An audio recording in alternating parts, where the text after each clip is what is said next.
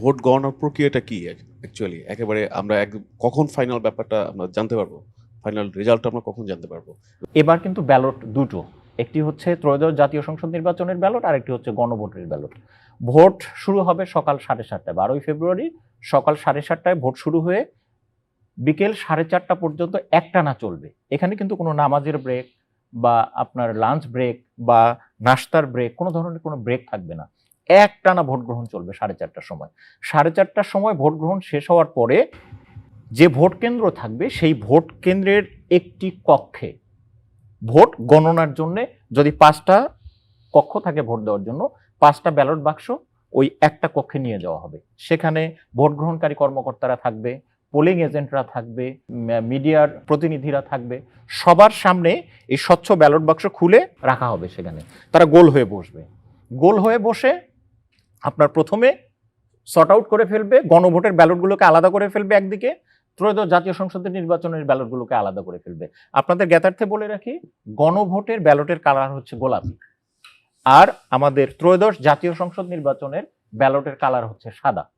হ্যাঁ, তো এই দুটোকে আলাদা করবে প্রথমে, তারপরে গণভোটটাকে আলাদা করবে হ্যাঁ না, দুই ভাগে ভাগ করে ফেলবে।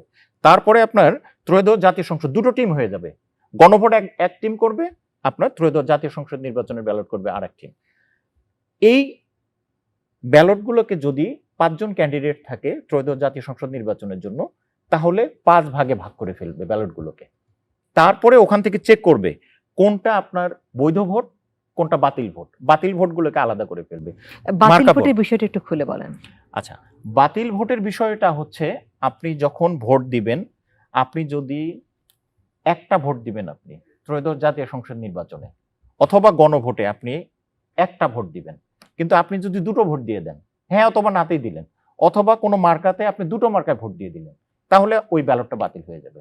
আবার দেখা গেল যে আপনি কোনো একটি মার্কায় ভোট দিয়েছেন, ভাঁজ করতে গিয়ে আপনি সমস্যা করে ফেলেছেন। ভাঁজটা করতে হবে, লম্বালম্বি ভাঁজ করতে হবে, লম্বালম্বি ভাঁজ করে এভাবে ভাঁজ করতে হবে, ভাঁজ করে এইভাবে সুন্দর করে বাক্সে ফেলতে হবে।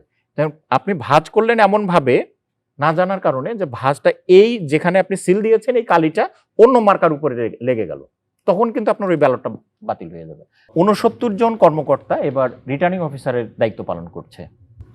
2জন বিভাগীয় কমিশনার ঢাকা এবং চট্টগ্রাম, 3 জন আঞ্চলিক নির্বাচন কর্মকর্তা ঢাকা, চট্টগ্রাম এবং খুলনা, এবং 64 জন জেলা প্রশাসক। এই 69 জনের কাছে আপনার তাদের সহকারী রিটার্নিং অফিসাররা রেজাল্ট পাঠাবে, এবং এই 69 জন রিটার্নিং কর্মকর্তা নির্বাচন কমিশনে যখন একটি আসনের রেজাল্ট তারা পূর্ণাঙ্গ পেয়ে যাবে, নির্বাচন কমিশনে রেজাল্ট পাঠিয়ে দিবে। নির্বাচন কমিশন থেকে ফলাফল ঘোষণা করা হবে। আসন ভিত্তিক ফলাফল নির্বাচন কমিশন থেকে ঘোষণা করা হবে। যেহেতু দুটো ব্যালট, একটু সময় বেশি লাগতে পারে। আমাদের সম্মানিত সিনিয়র সচিব মহোদয় গত কিছুদিন আগে বলেছেন যে এবার একটু সময় বেশি লাগতে পারে। এটা স্বাভাবিক বিষয়, যেহেতু দুটো ব্যালট। একটি ব্যালট হলে গণনার সময় কম লাগতো, আর যেহেতু দুটি ব্যালট একটু সময় বেশি লাগবে।